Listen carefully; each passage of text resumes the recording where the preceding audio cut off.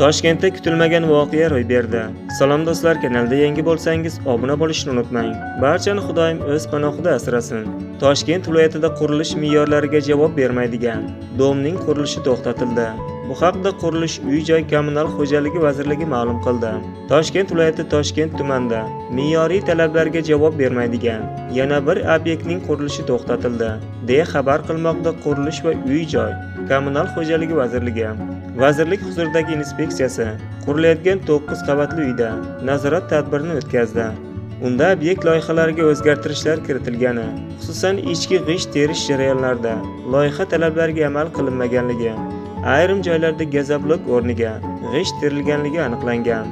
Inspeksiya mutaxassisi Sadillayevning ma'lum qilishicha, bu bino uchun kelgusida yer silkinish holatida salbiy ta'sirlarni ko'rsatadi.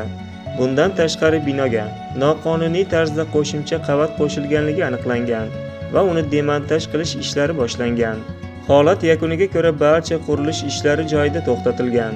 Loyiha talablariga zid ravishda bajarilgan ishlarni buzdirish bo'yicha yozma ko'rsatmalar berildi.